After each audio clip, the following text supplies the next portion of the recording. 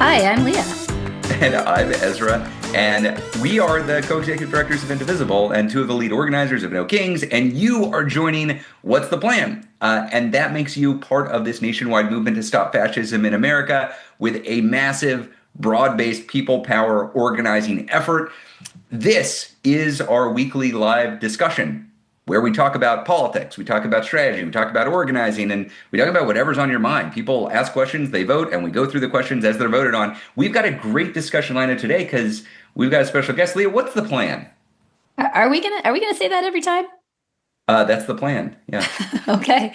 Okay. Well, we've got a special treat today. We are joined by Dr. Jasmin Clark, one of Indivisible's endorsed congressional candidates demanding a fighting Democratic Party. I am sure we are going to have a lot of great questions about the DHS shutdown, the Epstein cover-up, the fascist fiasco that defines the Trump regime. But before we get to all that, Ezra, I know there are some new Indivisible groups joining the movement this week. That is right. We are a movement of local groups. That's how Indivisible builds power. Look, I love talking on this with Leah. We love communicating with the groups and meeting with the groups, but we're not the leaders of this movement. The leaders of the movement are the 2,500 plus local Indivisible groups that are in every single state in just about every congressional district. And every week, we get to celebrate brand new people who have decided to form their new Indivisible groups and start organizing their community. So without further ado, we've got, please welcome them in the chat. Please give them some love with your emojis.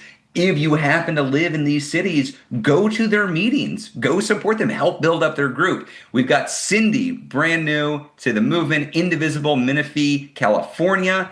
Nisha with Brian Indivisible in Richmond Hill, Georgia. Deanne with Vermilion County Indivisibles in Danville, Illinois. You're just getting a ton of love in the chat, y'all. Love to see that. We've got Indivisible Carmel, Indiana from Carmel, Indiana. That's Lorena. Cassandra has registered Humboldt Indivisible in Winnemucca, Nevada. Dana has registered Bloom Collective Indivisible in Bloomfield, New Jersey. We've got Katie, founder of Indivisible Reading Burks in Reading, Pennsylvania. I only know that from Monopoly. Always loved Reading, Pennsylvania. Monopoly, Reading Railroad. Okay. Shonda, Indivisible Oconee in South Carolina. Mountain Rest, South Carolina. Timothy with Indivisible Athens. This is a domestic one. Indivisible Athens, Tennessee. On the map. If you're in Athens, Tennessee, check out Indivisible Athens.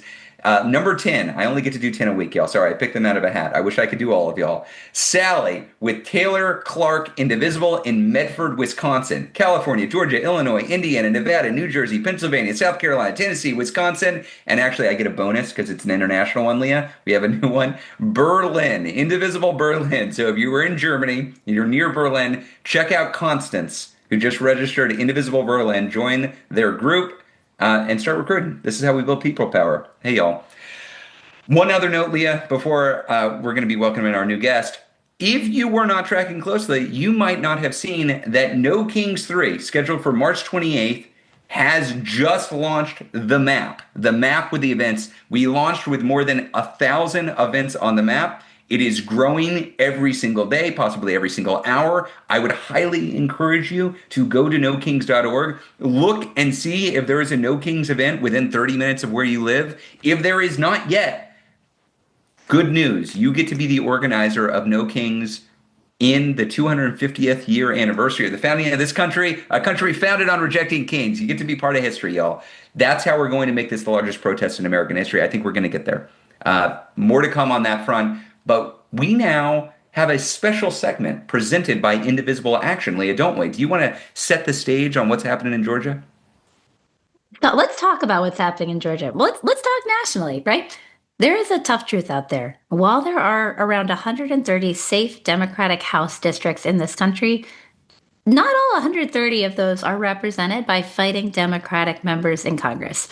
A lot of these places, despite being pretty safe politically, have got folks who are, who have gotten pretty comfortable in that seat and who are not taking the action that we collectively need to see in this moment.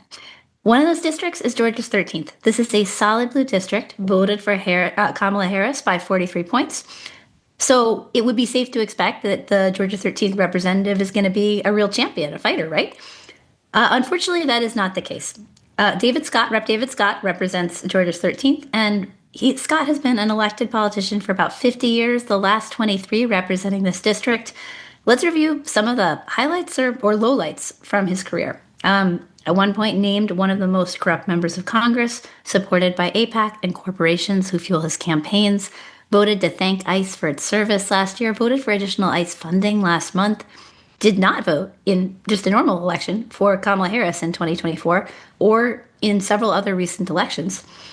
So neglectful of his duties that he has been stripped of his committee leadership position. Why do we have this kind of Democrat in a safe Democratic seat when we could have a fighter? Because we haven't demanded better. But we collectively can demand it now. Ezra, who is demanding it? Oh, I am super excited to say who's demanding it because she is our special guest on this What's the Plan? And we have maybe about 10 minutes to ask her some questions and give her a chance to introduce herself to the Indivisible movement. That person is none other than Representative Dr. Jasmin Clark. Clark is many things. She is a scientist. She is an educator. She is a legislator. She's a millennial mom, fellow millennial. Hooray, in Congress, we need more of them. She ran and flipped a Republican Georgia state house seat a few years ago.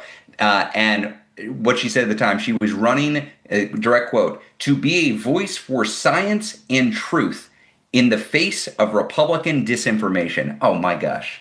Doesn't that just send your heart aflame? That is exactly what we need in our legislative bodies, right? So as a rep, look, she's made a name for herself. If you're in Georgia, you probably know her.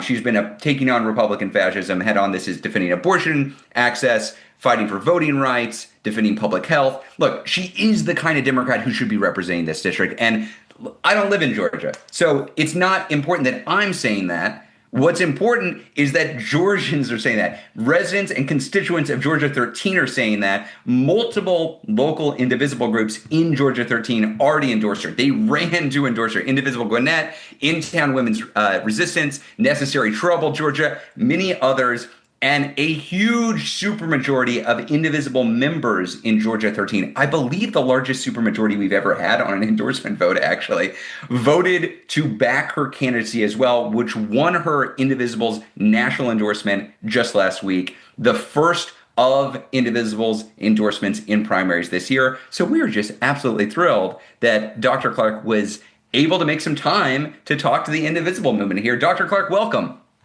Yes, thank you so much for having me. I'm super excited to be here. I'm super thankful for the endorsement from Indivisible, and I'm just ready to get started. Yeah, that's great. Leah, do you want to kick us off some Q&A? Absolutely. Dr. Clark, thanks again for being here. Let me ask you, you took on an entrenched Republican incumbent to win your seat in the legislature, and now you are taking on an incumbent Democrat in your race for the House. What motivated you to run for Congress? Why now? Absolutely. So in 2018, when I first decided to run, Donald Trump had just gotten elected in 2016. And I like to tell the story. I went to bed that night a scientist, and I woke up the next morning a mad scientist. And at that point, I said, I need to do something. So I decided to run for office in 2018 to bring a science voice to Georgia, to combat people like Kellyanne Conway and her, quote, alternative facts, and the other things that the Trump administration was doing as far as attacking the science community. I look at 2018. I look at the environment that we were in that moment. I look at, the reasons why I decided to run for office then. And there are so many parallels to the reason why I'm running in 2026. Donald Trump is there again. And this time he has done exponentially worse. He's got RFK Jr. leading public health. This is a man who has admitted that he snorted cocaine off of toilet seats, and that's why he's not afraid of germs. He is leading public health. We've also got Dr. Oz in charge of what are we doing as a country? So I'm looking at all these things. I'm saying the same things that pulled me to run for office in 2018 for the state level are the same things that are pulling me to run for office in Congress so that I can be a counter voice to the RFKs, the Dr. Oz's, and the other people in the Republican Party that refuse to tell people the truth. Oh my God. I feel like we could just stop there and everybody's like, okay, we're in, but we have some more time so we get to ask more questions. You actually anticipated my follow-up question here, but I'm going to ask it anyway because I think you're going to have more to say here. You have a PhD in microbiology and cellular genetics from Emory University. You organized the Atlanta March for Science in 2019. Can you talk a little bit more about bringing your scientific background to Congress, and especially in this time, as you mentioned, with the attacks on the CDC, with RFK Jr. as the head of HHS, with everything that this regime is doing to attack science? How do you think of this moment and your role in it? Yeah, absolutely. So, yes, I have a background in microbiology. And what I learned is that, I was actually afraid when I first got into politics that I would stick out, that I wouldn't fit in, that I would be a round or a square. Oh my gosh, I can't remember the thing. Square peg, round hole. Yes. That said, what I really realized is that I was a missing link. I was a voice of accountability and transparency. I called out Brian Kemp when he lied about COVID numbers. I have had to call out the Republicans when they lied and when they lied to pass our abortion ban here in Georgia. I have had to stand up to and fight against our state school superintendent when he tried to defund African American studies in our state.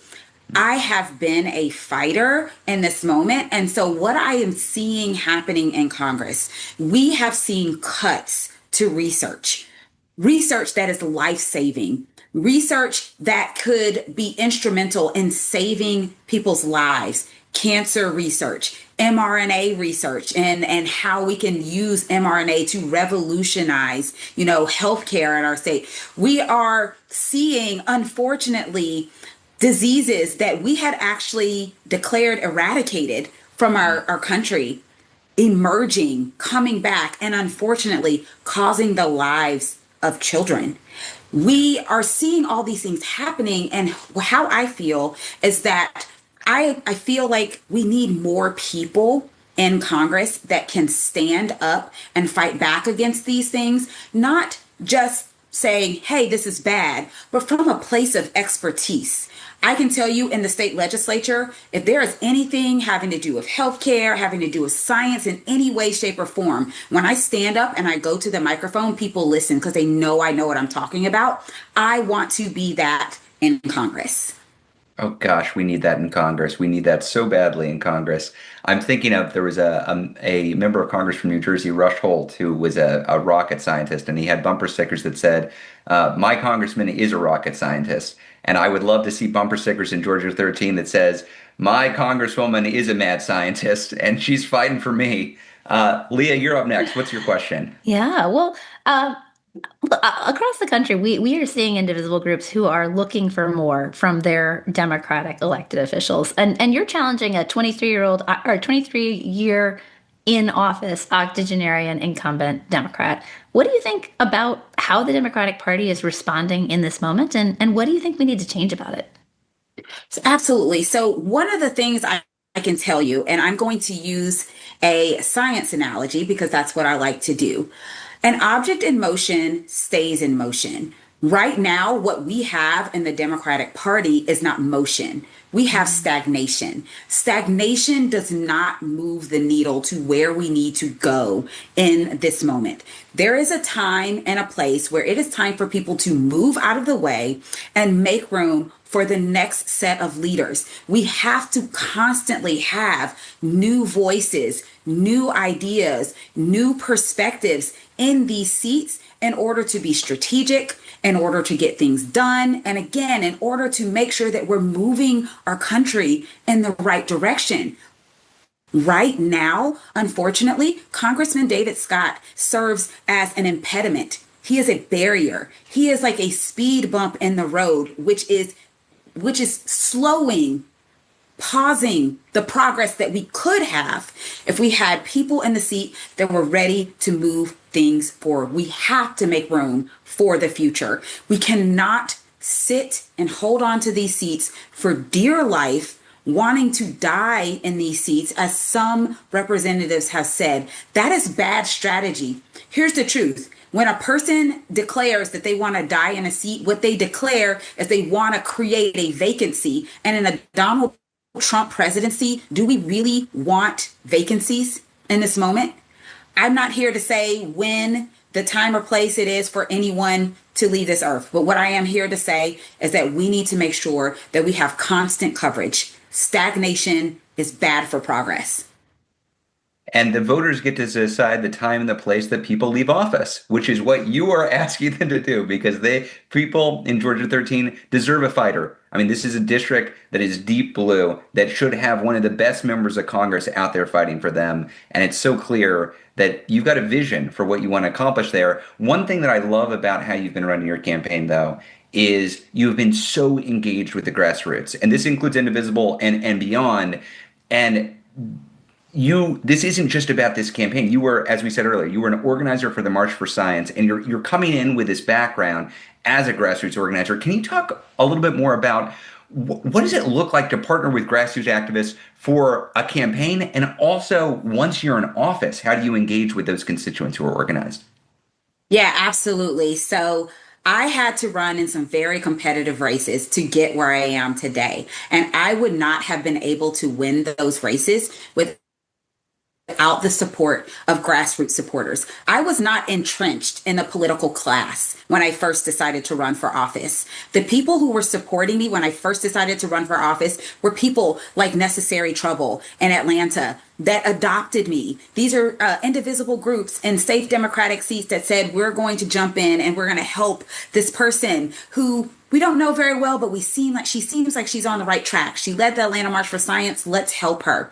I have had indivisible groups and other grassroots organizers knock doors for me, write postcards for me, phone bank for me, text bank for me, donate to my campaign. All of these things show that people power can fuel an election. I know people power can fuel a campaign. We do not have to capitulate to corporate PACs and other special interest groups. People should and can drive campaigns. And I am living proof that that is exactly what can happen. Amazing. Amazing. Okay. And I feel like this is the natural follow-up question for everybody who is listening and who is inspired. How can they help you win? And what do you want them to do after this? Yes, absolutely. So, I need your help in a number of ways. So they always say the age-old term, it takes coal to run a train, it takes gold to run a campaign. Your donations go directly to helping me get my message out to the voters. The incumbent in this race doesn't show up to the ballot box. He does not vote. He has not voted in the last 7 elections here in Georgia, but he did go out and buy billboards. I need to be able to combat that. I need to combat someone who won't show up to a town hall, but he has the ability to send out mailers to the entire district because he can use congressional dollars for that. That's what I'm up against. That's what I'm fighting back against. And so your donations help me in that endeavor.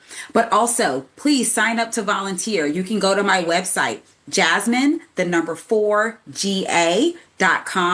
There are a number of ways to volunteer, even if you aren't right here in Georgia. And we will make sure to reach back out to you once you do reach out. And here's the thing. And I want to say this because I haven't said it yet, but I think it's important. With your help, we may send the first woman with a STEM PhD to Congress ever. It has never been done. I believe we can do it now, and I believe we can do it with your help. Dr. Clark, we're going to do it. We are 100% behind you. I will say I donated just yesterday. We are 1,000% working to make sure that you are going to be in Congress on January 3rd of 2027. We are so thrilled to be behind you in this fight. We are so thankful for you and the fight that you are waging here. You are not just sitting by waiting your turn. You're not just listening to what the Democratic establishment says. You are saying something needs to be done, and you're doing it, and you're doing it the right way. You're not taking APAC money or crypto money or corporate PAC money. You're building a real grassroots force behind you. And I think it is important for those of us in the grassroots who have been frustrated with the party or complaining about how we're not fighting back enough. Look, I'm frustrated too, but we got to stop pointing fingers. We got to stop complaining. We got to do the work. And this is the real way we do the work. So if anybody on this call, anybody listening to this podcast has thought over the last 15 months, gosh, I wish the Dems would be better. Why aren't they better? Here's an opportunity to actually make change, everybody. Here's an opportunity. I hope people do it. We certainly are. So thank you for joining us, Dr. Clark. Hope to see you again in the not too distant future. Maybe we can come down to Georgia and meet up. Thank you. Yes, I hope so. Thank y'all. Bye-bye. Thanks. Leah, that was just incredible. I love amazing. that. And thanks for everybody listening to the podcast and on the call right now. This is kind of experimental. We've never had a primary candidate on before. This is primary season. So periodically, we'll be trying to bring folks on board because we think this is an important fight in this moment. And in these races, there are so many of them all across the country. It can be hard to lose track and can be hard to know which one to focus on. And we do view one of the roles Indivisible can play is to zero in on specific fights where we can do good. And I gotta say, I was wowed by Dr. Clark. I was really impressed. And gosh, I can just imagine her in a committee hearing or on the floor of the House giving a speech and just being in awe of what she's bringing to the fight. I want her in that office. I think she's going to be able to do so much good for the country. With that, Leah, we are done with the ramp up, and now we're to discussion. Should we start Q&A? Let's go to the Q&A. Let's go to the Q&A. Okay, as a reminder, if you are on the Zoom, you can ask questions and vote on them. We take them in the order of top votes to least votes.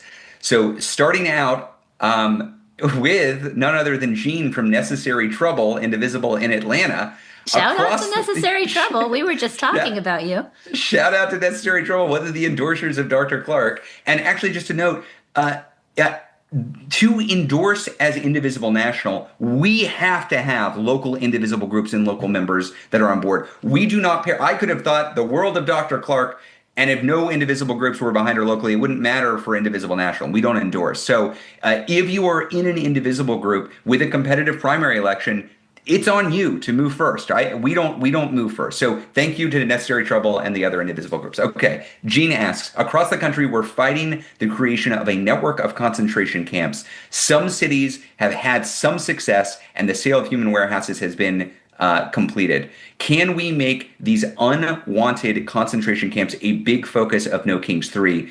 Warehouse products, not people, or something like that. Even Republicans and MAGA don't seem to want these things, albeit for different reasons. Great question, and I think the answer is yes, we are engaged in this fight, and there's an opportunity to bring more people into the movement because they don't want these camps. But Leah, specific thoughts here? Absolutely agree, and I would take it broader. This is one of several different ways that the mass deportation agenda is showing up in people's real lives and in their communities. One of them is the deployments of ICE in places like Minnesota, and I think it's really important to name that while they've claimed that they're doing a drawdown, the reports out of Minnesota continue to be incredibly alarming in terms of the continued presence of ICE. One of them is the expansion of these warehouses and these detention centers gives them too much credit. These places that are not fit for keeping people in any kind of dignified conditions that have been massively expanding with ICE's massive expansion of funding, and that are coming into communities that do not support them, do not want them, and are organizing to fight back. Detention Watch Network has a great guide for some of the ways that one can successfully do that if you are a community where you have a heads up that this is coming or that this is on the horizon. We'll be sure to pop that in the chat. But what I would say is that there's going to be a very significant focus of No Kings 3 around everything about what is currently happening on mass deportation and on the attacks on our communities. And this is certainly going to be one piece of it. But part of the beauty of No Kings is that you customize it for your area to a certain extent, right? We don't say, this is the script you're going to read from the stage at wherever you are in 3,000 locations across the country. We say, here are some of the big themes. Here are some of the speakers we're having. We recommend you have, some speakers who speak to the following things. And then we also have a lot of regional variation. So in one place, they might be talking about, a recent detention of a local family by ICE. In another place, you might be talking about a detention center and the fight to oppose it. That's good. That's actually part of what allows us to resonate wherever we are. I do think the theme of No Kings 3, I mean, who knows what 6 weeks from now is going to look like, but it's very clear that the launch of No Kings and the buildup for No Kings 3 very much is revolving around the deportation force, the secret police force, the Gestapo, these concentration camps. This is the dominant theme of the moment. That while Trump is a weakened regime leader and he is lashing out, the people don't want to stand for this. The people want to stand up against a Gestapo force, against an inhumane deportation effort from this regime. And we should, just to underline what Leah is saying, this should be woven into all of the messaging for your No Kings preparation work. And that's partly because we want to send the right message overall for what we are standing up for, but it's also to meet new people where they are, because there are millions of people who even last year were not fully engaged in this fight, but they watched Alex Preddy's murder. They watched Renee Good's murder. They followed Liam Ramos's abduction. They are seeing what is happening, and now is the moment where they're saying, oh my God, this is awful. We can't put up with this. What do we do?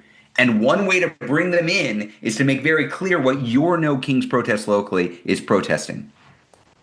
That's right. I will add, though, there are going to be some additional really important themes that I want folks to be thinking about in advance, particularly when we're thinking about the escalation of attacks on the election system, on voting rights, the upcoming Supreme Court decision that is very potentially going to gut the last remnants of the Voting Rights Act.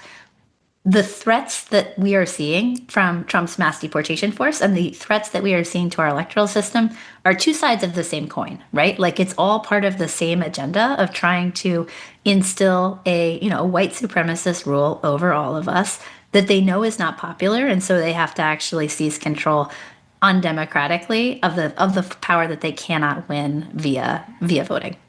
Mm-hmm. Next question comes from George Carlin Newman. George asked, now that the country has experienced the darkness of the war on immigrants, would it be wise for Democrats to propose now a sane and balanced program of immigration reform as part of the 2026 platform, a program that acknowledges the value and necessity of immigrants to the U.S. economy and culture, the moral impulse to welcome and protect asylum seekers, yet acknowledges fairness in policies and establishes a pragmatic balance between aspirations and what are the practical limits on the number of immigrants that can be successfully integrated into the U.S. over a given time period. And he points to a Nick Kristof piece here. Leah, this fits into a question we often get, which is what is the balance between the big coalition of no kings, no regime, no fascism, no deportation force, no secret police, that big coalition, and the coalition of yes, which is what the hell are we going to do when we actually have governing power? When Democrats get in 27, when we have a trifecta in 2029, when Trump is long gone, what is the proactive policy agenda? And should we be discussing that right now in concrete policy terms? I have a thought, but you go first. Well, I always like to go back to our original guide when we said no is a complete sentence. One of the strategic advantages of being in the opposition is that it is not your job to say, here is my complete alternate agenda for fixing everything that Donald Trump has broken right now. We actually can just say, this is horrifying and you need a check, and we're going to campaign against the horrifying things that are happening, and we are asking for your support. Like, that's actually okay. We don't actually have to have every cross-coalitional fight right now to propose one shared policy platform in order to unite the largest number of people who can be appalled by what is happening and say no. Are we gonna disagree with each other? No. I think I agree, and then I would add on to this. A bit because I do think we need a coalition of yes. I do think eventually we need to be able to say this is how we're actually going to govern. But here's what I would encourage people to do: do what you can now, and that you can impact now, and then focus later on what you can impact later. If what you care about is the best possible immigration platform and broader democratic platform that we can get in 2027 and 2029, and I care about that. If that's what you care about, you could say, therefore, we need to have a big discussion about what that policy platform is right now. And what I would tell you is the number one thing that is going to empower or constrain us come 2027 or 2029 is whether somebody like Jasmin Clark gets in office and wins her primary in a few weeks, or if we have a lot more David Scotts. Because as Leah said earlier, there are 130 House Democrats representing safe Democratic seats. Do we have 130 fighters in Congress? We all know the answer is no. But if you want a big, bold platform, we have got to do the work right now. Right now. I'm saying like literally today, as you listen to this, to support the candidates who represent a break with the failed version of the party that we've had thus far and get us some fighters in there. Because then we don't have to have a discussion with David Scott, one of the most corrupt members of Congress who just voted for ICE funding last month, about what the future of immigration policy ought to be. He'll be retired. He's not part of the program anymore. We get to have a discussion with a new Democratic Party that actually wants to take on the big issues. But we're not going to be able to have that discussion if we don't get serious about winning the primary fights now. Next question. Suzanne Brockman. Are you still not worried about the SAVE Act passing the Senate? 60 votes needed, filibuster rules, etc. As a married woman who changed her name, I'm finding it hard not to spend energy on this issue. I think this is a quick answer. We answered this last week. We have checked with our policy team, our advocacy team, the folks with connections on the Hill. Look, as soon as this becomes a real threat, we'll be the first to raise the alarm. This is a terrible bill. We should be trying to kill it. And also, we see no evidence that it's going to reach the 60-vote threshold. There are crappy senators like Fetterman who are for it. It's not enough. There aren't enough of them, and the Democrats understand there will be massive blowback if they sign on to this. So I'm not telling you your fears aren't justified because the SAVE Act is awful. What I'm telling you is, given that the year is 2026 and we've got a fascist in the White House who is doing a ton of damage, and there are clear and immediate threats to our safety and security and our democracy, I would not put SAVE Act high on the list of things right now. And as soon as it raises up the list for us, we will let you know, but I don't think it's there yet. I would just modify that and say, anytime incredibly alarming legislation is coming to the Senate, we're going to do some campaigning on it, right? Like, we are driving calls on the SAVE Act. Yes. We're trying to max out the number of Democrats Great. against Good it point. Good in point. the House. We're gonna do the stuff that is necessary to ensure that it does not get to the point where there could potentially be a Republican majority willing to reform the filibuster rules to pass it. We're not seeing that as an imminent threat. We think as long as we continue to keep the heat on and hold Democrats together, we should be able to keep it blocked in the Senate. That's current, and the minute that assessment changes, you're right. But Leah, you're right. We'll let people know. But thank you for raising. We should still drive calls. You should call your senator and say, "Hey, I don't want this," so that they are hearing. That's still a good thing to do. Amy asks, I am concerned about Florida HB 1471, which would allow the head of the Florida Department of Law Enforcement to label groups as terrorist organizations under vague standards like, quote unquote, intimidation, coercion, or influence of civilians or government policy, with those decisions kept secret. I worry this could be used to suppress dissent and impact the right to peacefully protest in Florida. I want to start a local indivisible group. How concerned should I be? Can I be honest? This is the first that I'm hearing of this law, but it reminds me a lot of a bill that we fought at the national level recently, Leah. Nonprofit Killer Act. Mm-hmm. Yeah, the nonprofit killer bill. Yeah. Well, and I think I'm confident it's related, right? A lot of times the legislation that we see at the national level is a parallel to, or is kind of in an ongoing cycle of inspiration in relationship with red states where there's active efforts to suppress the vote or suppress freedom of speech. And so we will get into the details on this. The answer to I want to start an indivisible group is always yes. Congratulations. Welcome in. Check to make sure that there's not a local group in your area that you could already just fold into. But this is exactly the kind of thing where local constituent pressure can be really important. So we've got a ton of resources for how you can go about starting that local indivisible group. We have got a team that's actually dedicated to supporting and onboarding new local indivisible leaders. If you're ever thinking about it, you can check out our Leaders Hub on our website. But this is exactly the kind of thing where there's a legislative threat in your state where having some organized local pressure can matter. The other thing I would say on this is you have a constitutional right to freedom of speech. You have a constitutional right to organize. These are not rights that can be taken from you by any state or any city. Those are rights that are guaranteed to you as a resident of the United States of America. I don't care how red your state is. I don't care how Republican your government is. You have rights. And the way that you lose those rights is simple. You refuse to exercise them.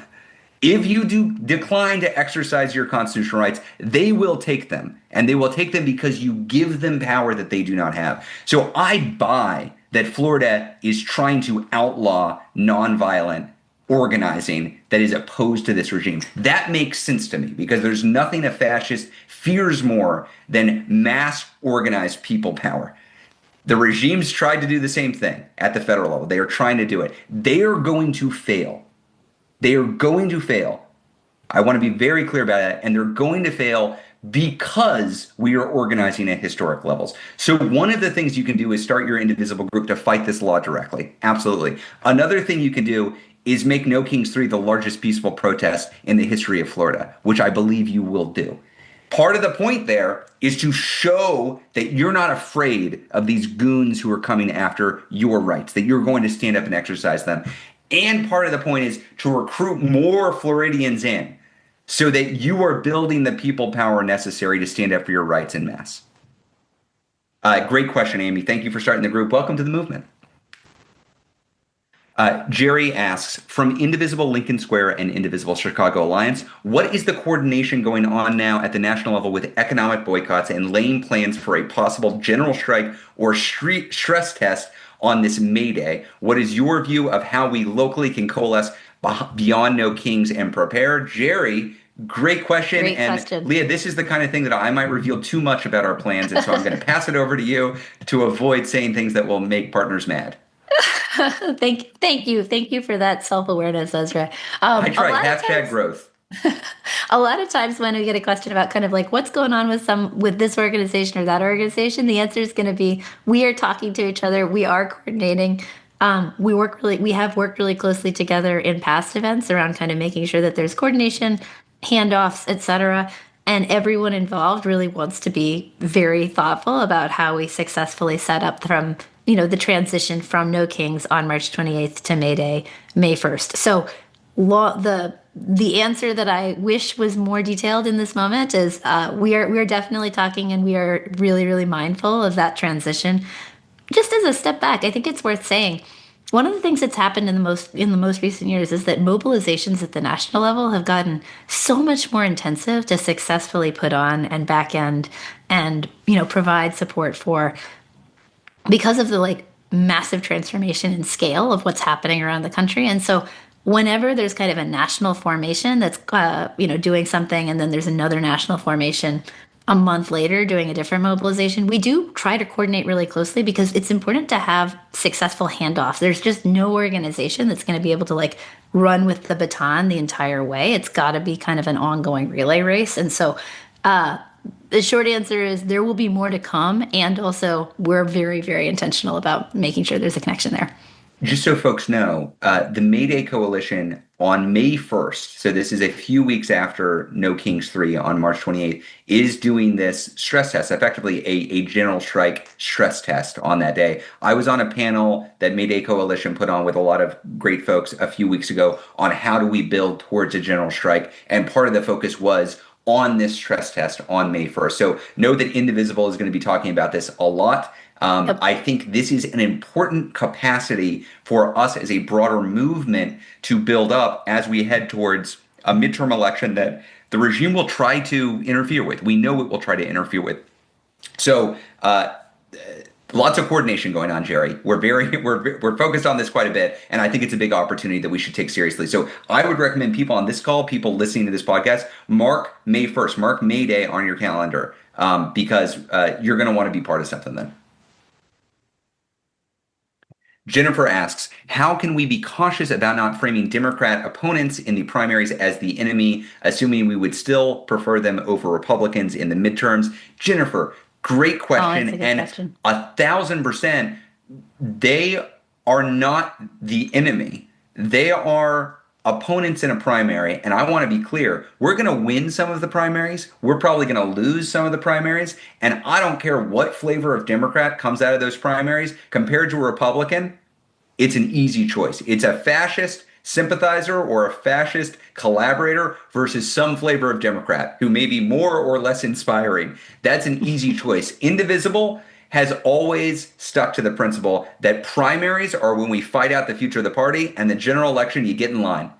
That is not a time to take your ball and go home. And in fact, one of the things driving primary endorsements now, we were talking about this last week, Leah. Do you want to talk about the endorsement of Brad in New York against Dan Goldman?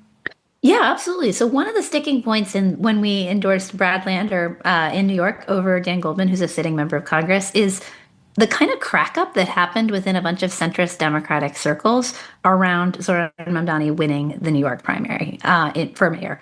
So just to go a couple steps back down memory lane, Mamdani beats Andrew Cuomo in the primary. Andrew Cuomo pointedly does not concede and, in fact, just opens up preparations to run as an independent candidate, tapping into a deep vein of Republican billionaire support, of corporate support.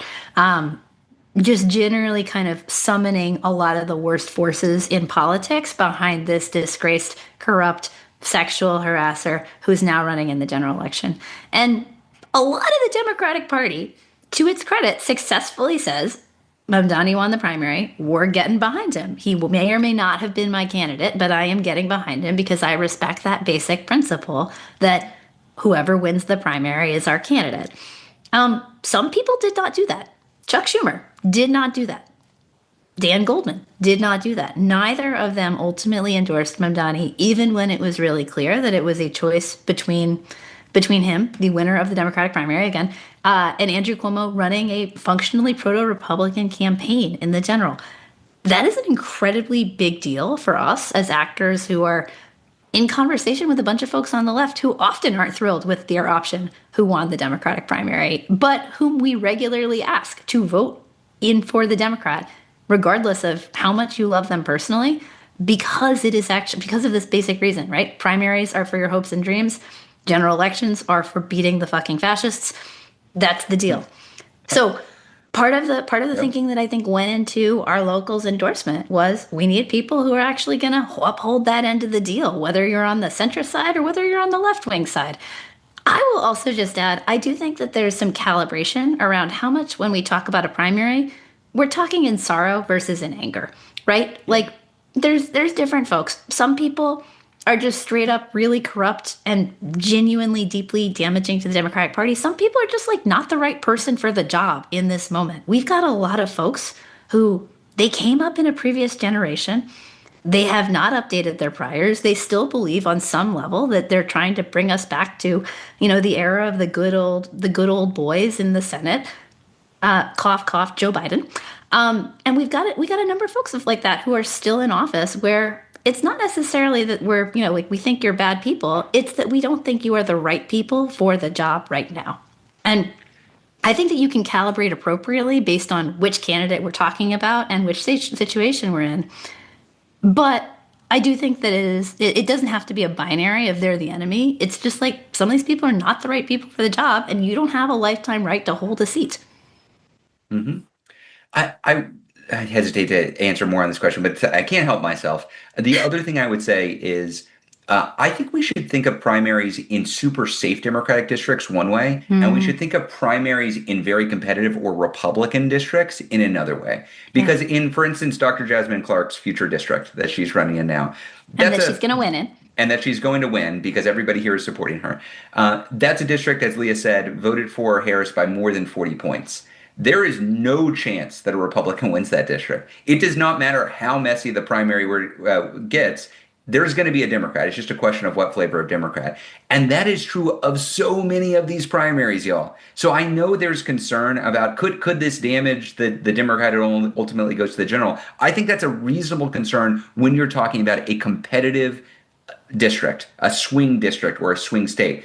In many of these deep blue districts, though, no, you don't actually have to worry about that because ultimately the Democrat is going to win. You just don't know which Democrat.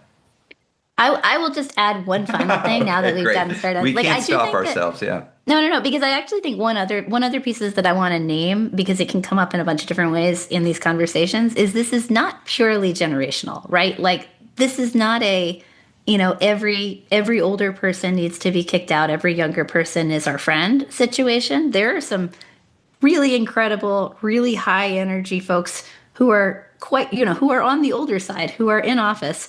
There are some really high energy folks who are on the older side, who are across our movement, who are That's right. doing a That's right. kick-ass job. And also, there are some younger politicians who are like not great. And so I think that I will also just add that to the extent that we sometimes frame this in terms of generational challenges, it's not about how old you are, it's about how old your ideas are. Oh, exactly right, Leah. Nailed it. Okay, great. Robert asked a question, and we've been talking about this question internally, Robert, so thanks for raising it. Robert from CBFD Indivisible, San Diego. Given the importance of protecting the midterm elections from the nefarious shenanigans of the regime, what can those of us in blue states do aside from donating to nonprofit organizations that work in this space? Like many people, I like to be involved hands-on, but I don't think much local help is needed in California and probably in many other blue states. So there are two things that you're pointing to here, both of which we are discussing, Robert. And I wish I had you can just go here because we've got the place for you. We don't have that yet. So just to set expectations, but we are preparing that. And the two things that you're pointing to are one, most of the election interference is going to happen in places that are not where blue state or blue district folks are. So it's a place like Georgia, where the Republicans control the election infrastructure, or Iowa, or Alaska, places with competitive elections, but Republicans control those election infrastructure. And two, there's a need that we've heard loud and clear from indivisible groups to have a way to plug in directly to help. Not just to know that there are efforts going on, but people want to be supportive. We have heard that loud and clear, and we are working to try to plug everybody into efforts to be protective in that moment, but we're not there yet. Leah, you're a bit deeper on this. I've got some good news and some bad news for Robert. And the good news is that there is in fact going to be stuff that we need people in California to do. And the bad news is that's because we are worried about threats across a much wider range of places this cycle than in normal cycles. Historically speaking, a lot of the election sabotage infrastructure has really been around how do you stop shenanigans in the set of swing states that determine the electoral college outcome.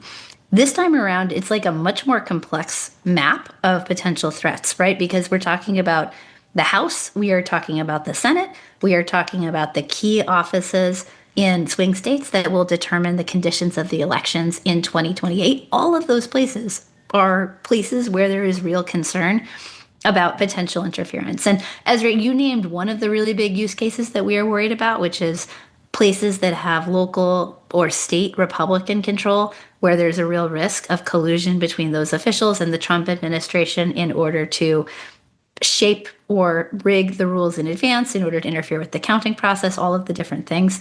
The other thing that we are tracking and trying to think about really intentionally is essentially the risks of the Trump administration making a frontal assault on places where blue population centers are important for the outcome of a state or congressional race. And so if you're thinking about, a congressional district that has some that's on the purpler side, where there's a big blue city that is, a place where they might deploy a big bunch of CBP and ICE officers, that is the kind of situation where we want to plan in advance for what do you do to ensure that there's a big popular backlash that collectively makes that backfire against the Trump administration. So the good news and bad news, like I said, is that you might be closer to a place that faces some risk than you think.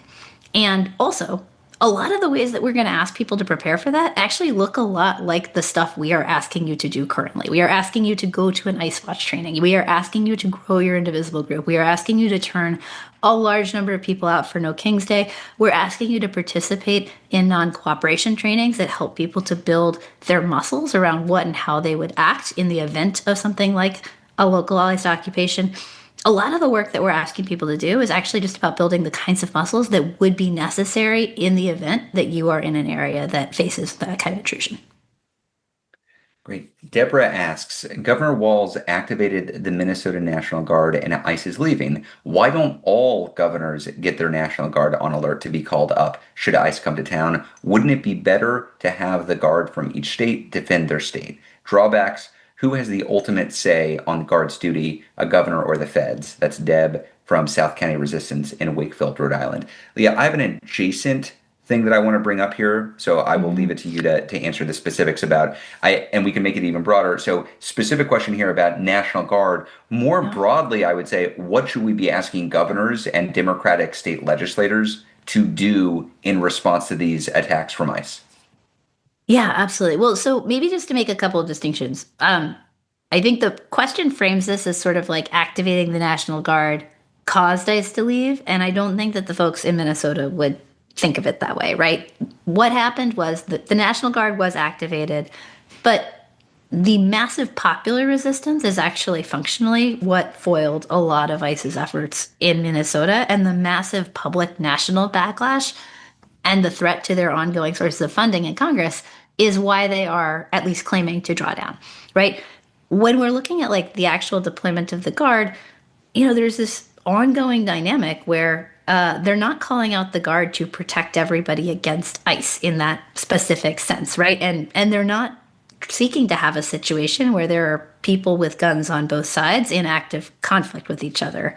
And what we are doing instead is having a large-scale, nonviolent, mass movement resistance to what is happening that is capable of activating the broader conscience of the country, that is capable of galvanizing political pressure all over the country in order to successfully mount the kind of pushback that requires them to draw down. And the adjacent answer I wanted to give was actually about the broader DHS fight that's playing out in Congress. And sorry, Deborah, to jump off of your question about state to federal, but I think this is important because we're in the middle of a fight that's a real fight right now in Congress over whether Democrats go along with DHS funding, if there are any constraints put on DHS, if the Republicans just bulldoze through and get them more money. So this is a live fight. Currently, the Department of Homeland Security is in shutdown because the Democrats were able to fund everything else in the government. They refused to fund DHS. We went into shutdown. That's where we are now. And currently, we are hearing rumors and some reporting that Chuck Schumer and Hakeem Jeffries are negotiating with the White House. But right now, there's nothing coming out. So we are still in shutdown. Everybody seems to be locked in their positions. Frankly, that's the best possible outcome right now that I would have guessed for. The worst outcome would be Democrats cave, give Republicans what they want. That's what happened last March in the possible shutdown. That's what happened last November when we were winning the shutdown. The Democrats had a position, they had grassroots support, they had popular support, and they folded. That's not currently what's happening. I want to give people a bit of a timeline for how this is going to play out, though, because we were talking with the entire Indivisible advocacy team on this, and I want to fill y'all in on where we're headed. So next developments. On February 23rd, we are expecting a failed vote in the Senate for DHS funding. So that is this coming Monday. We expect that there would be another attempt in the Senate to pass DHS funding. It ain't going to work. On the same day in the House, there is no current planned action. So we are not expecting any vote coming up on next Monday in the House. On Tuesday is the State of the Union and the Democratic response and the People's State of the Union. Check out Working Families Party and move on. We're throwing in also just a note on State of the Union. I think there are two ways to engage with the State of the Union with integrity. If you are a Democrat member of Congress, they include one, don't go. Two, go and pull an Al Green and get kicked out. Those are the two options. I know Hakeem Jeffries is advising people to go and sit nicely. I think that's bad strategy, bad political instincts. You should ignore Hakeem Jeffries on that. Don't go, or if you go, make a big stink. Those are the two options. That's the State of the Union. Expect Trump to make a big deal about this. Then the other thing that is coming is that for next week, TSA and other federal employees who are paid through DHS are going to get a partial paycheck, y'all. And this is important because that's going to apply more pressure to Congress starting next week. They're going to start feeling that TSA agents aren't being paid, other people aren't being paid. We've got to come to a deal. And that's a moment where either side could fracture. Either of them could say, okay, well, we've held this position long enough. We've got to back off. We do not want Democrats to fracture then. In early March, Noam is going to testify in Congress. So this is another opportunity for Democrats to push on Noam. Then the week of March 9th is the week that TSA agents and others are going to miss a full paycheck.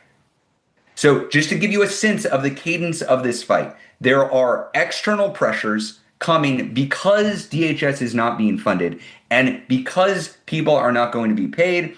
Members of Congress are going to feel that they need to come to a deal. The question is, do Democrats hold strong and offer, as they have been offering to Republicans, to fund everything but DHS, CBP, and ICE?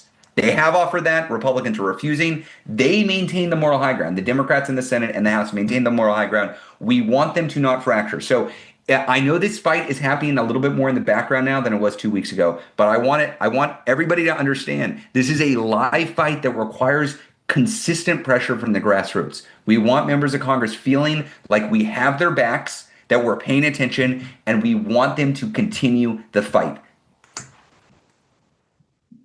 Anything else on that, Leah? Just to note, the largest protest in American history is then coming a few weeks later, March 28th, no King's Day. And hopefully we are celebrating Dems for holding the line and fighting back against DHS. And if they fold, then we will be making a lot of noise about needing a new Democratic Party that doesn't fail us. That's the plan. Okay. Next question from Catherine. Our current system of power allows dark money, crypto, and billionaires to have outsized influence on lobbying, and they are the lifeblood of authoritarian regimes. Trump's Treasury recently gutted the Corporate Transparency Act, putting the U.S. at risk of being gray-listed for noncompliance with international anti-money laundering standards. With an upcoming mutual evaluation by the FATF, even a few dozen calls on this topic to Congress could help get attention to corporate finance reform. Is Indivisible keeping an eye on this evaluation? I am going to be honest. It is totally possible. There is one of our economic wonks on the team is keeping an eye on it. I don't think that I have an update on that. Ezra, do you? Catherine, you've stumped me. Can I be so? Stumped. Your question of is Indivisible keeping an eye on it? Maybe. Are Leah and Esther keeping an eye on this? No. So this is a great question. But we can't. But we will say some thoughts on crypto. Okay, great. Because you gave us the thoughts. opening. Well, I'm also taking a screenshot of your question, Catherine. I'm going to literally send it to the team right now. This is rare. This doesn't often happen, but you got us. Yeah. Well, look, I think more generally, the way that I would ask people to understand the current state of play on Congress's standards on a bunch of these fronts is that we're currently in a pretty big fight with Democrats around having any kind of standards or expectations as it relates to crypto at all. Like, just for general background, crypto is obviously an enormously important source of vehicle for dark money, vehicle for financial crimes, vehicle for moving money for organized crime, and also has become a massive player in elections over the last couple of cycles. And really, like in a very direct and transactional way, they just aim enormous amounts of money at candidates that they are trying to take out and enormous amounts of money on behalf of candidates they're trying to support. And it's not, it's very explicitly intended to make examples of the kinds of people they think might be pursuing higher standards for financial regulation. You see that in their deployment of an enormous amount of money against Sherrod Brown in the last cycle. You can see that in the way that they are deploying funding in congressional races. This is part of why when we put together standards for our own endorsed candidates, we were saying don't take money from fascism funders, right? Don't take money from crypto. Don't take money from AIPAC. People who are dumping enormous amounts of money into Democratic primaries because they've got a really clear appraisal that that's one of the easiest ways to shift the terrain on which they're going to operate for generations to come. That's right, Catherine. We're going to follow up on your specific question here, but I do think a good way to judge whether or not you've got a candidate that's worth supporting is look and see where their money's coming from. It's really can be as simple as that. It's not everything, but it's a pretty good first place to start, which is why, as Leah said, no money from crypto, no money from AIPAC, no money from corporate PACs, no money from the funders of fascism. If your candidates can say that, that's probably 80% of what you need to hear, because that means their bread is being buttered by the right people, by their own constituents, by their own grassroots supporters. They're not going to some corporate supporters to get into office. That's how we run our primary endorsements. That is how we do it. And part of the reason why we have somebody like Dr. Clark on this call is because she isn't going to those corporations to get money. She's going to y'all. She's going to all of us. That is how she has to win. And that's hard to do. It is hard to break through the noise and to convince a lot of people to give $20 or $50 to your campaign and believe that you will do some good. But that's how we actually make real reform, y'all. That is how we make real reform. So I appreciate everybody joining for this What's the Plan and engaging in this kind of experiment, because we haven't had primary candidates on like this before. We are going to report back to you what we have done to support Clark. I'm very curious to see what comes out of this. If you have not yet already, please go sign up to volunteer with Clark's campaign. Go throw a few bucks to her campaign to help her beat the corporate Epstein class and represent her constituents in Congress. We do that again and again and again and again across a few dozen congressional districts. And boy, 2027 and 2029 is looking pretty bright. So that's the plan. Thanks for joining. We will be back next week. As always, if you are listening to the podcast, thank you, thank you, thank you. Please like, share, spread the word. We are a people-powered movement. We win when we welcome new people in, and they're only going to come in if they hear about us. So let them know. Indivisible is here for you. You're part of this movement. Let's go win.